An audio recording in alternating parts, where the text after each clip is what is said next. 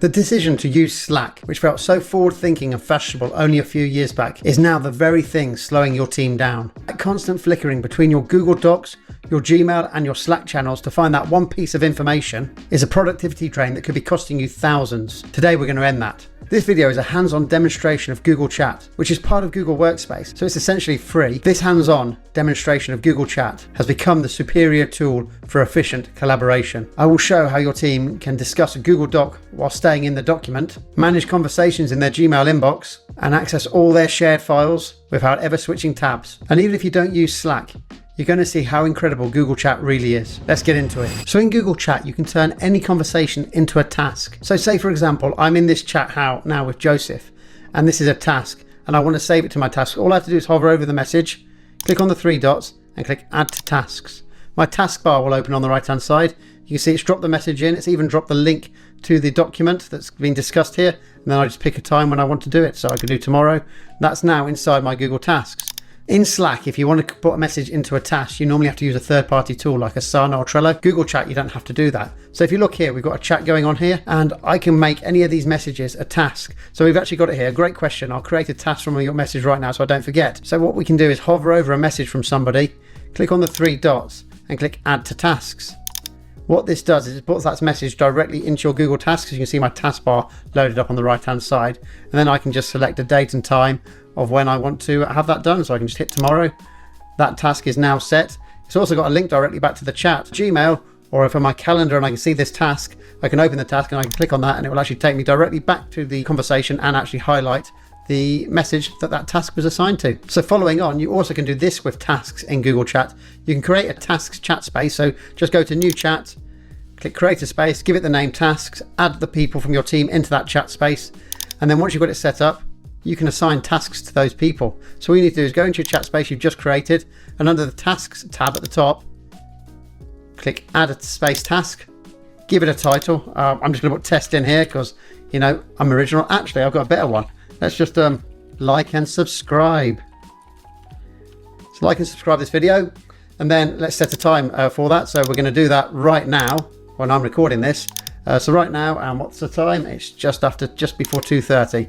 So hit done, and then you can assign it to somebody in your team. So when you click on that, it will list the people in the chat space. Just pick who you want to assign it to. So we'll do it to Joseph in this one. Click add. That's done. And what's happened now is in his Google Tasks, he's now got a notification saying that this has been assigned to him. And now if he once he's done it, if he ticks it off anywhere, he can tick it off on Google Tasks and Google Calendar. It'll be updated in this chat space. So let's tick one of these off. We'll tick off the one we've just done because you'll all have liked and subscribed. So let's tick that off. It's done, and you get a list of completed tasks down at the bottom. So that's a way of doing task management for your team inside Google Chat. One of the biggest productivity drains we see when people are using Slack rather than Google Chat is that they have to flick between tabs. So if they've got a document open and they want to talk to somebody about it in Slack, they've got to constantly flick between the two tabs. It's not very productive. But if they were using Google Chat, all they need to do is drop a link to the document in Google Chat. And then once the thumbnail's appeared, they just click on this icon here, and the document, as you can see, opens inside Google Chat. So I can edit this document, and I can also chat to all the people that are related to, have involvement in this document through the chat window. Isn't that much easier and quicker and way more productive? Unlike Slack, which you need to have installed on your computer to really get the full features from it, Google Chat is built in directly into your Gmail, and it's also got its own standalone app at chat.google.com. So look at this. I'm in an email inbox and I want to get to my chat. All I do is hover on the left-hand side. All my direct messages and all my spaces that I'm linked to are just here, and I can just click on any one of them and I'm straight into the chat. And you can also go to chat.google.com to access your chat here. And in one of my previous videos, which I think we'll link to down below, I even show you how to install this app directly onto your computer so you can have its Google Chat in its own little window if you want to. But isn't that a lot easier than flicking between different apps all the time? It's right there in your Gmail, and if you do want it as a separate app, you can do that too. I just think that's brilliant and just so much more useful and more productive. And did you also know, while we're talking about email and Google Chat, you can actually email chat spaces to share your emails. So all you need to do is go to a chat space, click on the menu at the top, click space settings. If you're a manager, you can enable this. If you're not a manager, you'll still have access to it. You'll see there's an email address for this Google Chat space. So if I click on that and copy it, then if I go back to this email, let me just open one of these emails and I will forward it. I'll put that address in there, hit send, Give it a few seconds because it'll undo send here, so it's not going to go for about 30 seconds. And once it's gone, it will then appear in that chat space. Let's just pop over to the chat space. Let's go back to the main chat. Give it a few seconds, and that email should appear. And there we go. The email has appeared in that chat space, and all the members of that chat space can click on the view message button and view that email. It just pops out into its own window. There you go. We can view that email. That's amazing, and that is a massive productivity save. Something you can't do with Slack. One of the biggest pain points with Slack is sharing documents. Your documents are likely in Google Drive, so you're going to drop a link into the Slack channel. But if you've forgotten to give permissions to the people in the Slack channel to view that document, they're not going to be able to access it. This gets eliminated completely inside Google Chat. All you need to do is click on the plus icon, click on Drive, and attach a Drive file. It will then just load up your Google Drive. You can pick whatever file you want. So let's just pick this one, hit Insert, hit Send, and this window pops up. And it's where you give the permissions to the people in the chat space to have access to it. Again, just like as you normally share a Google Doc, sheet or slide or any file in your Google Drive, you can just pick the level of access you want them to have, then hit Send Message. Off it goes, and you know those people are now going to be able to access that file with the permission that you gave them, unlike Slack. And there's one other thing. Any document or file or whatever you've shared inside a Google Chat space or a Google Chat has this Share tab at the top. And this lists all the files. So that one I've just shared is popped up here. So you've got a whole history of everything that's ever been shared in here. So it's very easy for you and your collaborators and members of that chat space to be able to find those files that they want, that they know were discussed in the chat, but they might have moved up because the conversation might have moved on. It's all there under the Share tab. If you needed another reason to ditch Slack and return back to Google Chat, which is part of your Google Workspace subscription, it's the search. So when you're using a completely different chat system, and that's not part of Google Workspace, you've got two different searches. So you can search in your Google Workspace, or you have to search in your Slack. You have to remember which one. So you're probably going to have to double search if you're looking for a specific conversation, because you might not remember if it came in as an email or if it came in as a Slack message. That problem doesn't happen in Google Workspace.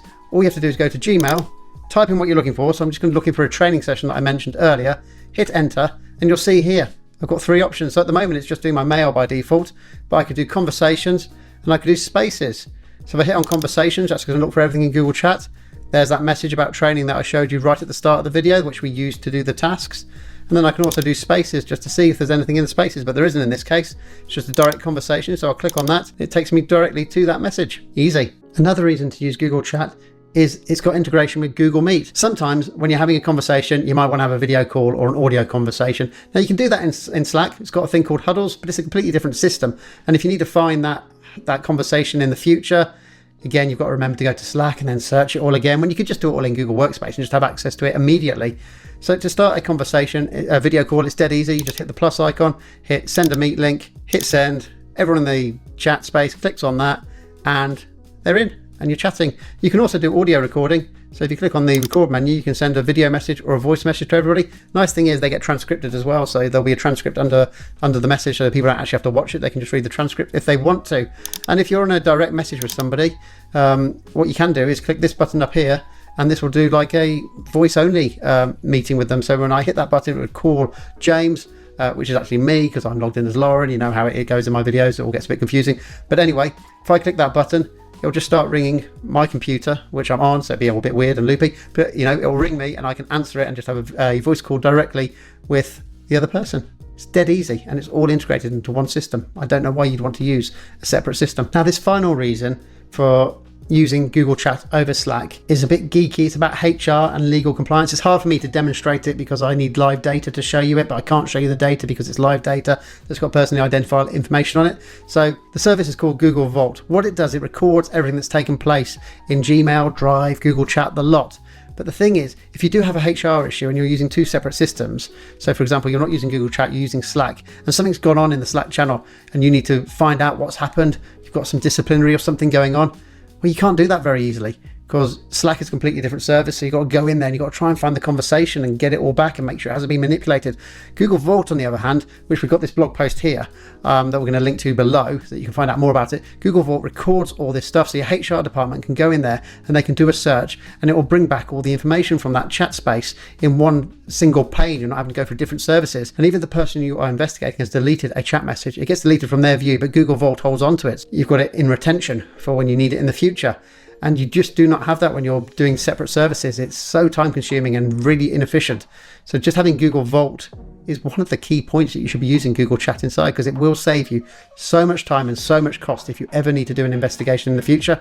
As I said, we'll have a link to the blog post that we have about Google Vault down below. There is also a video on that blog post if you want to have a quick look at Google Vault, but it's really worth it. And I put this at the end of the video because I figured you're all just going to close the window or go and watch something more interesting, but Google Vault is there and it's really important, so think about it.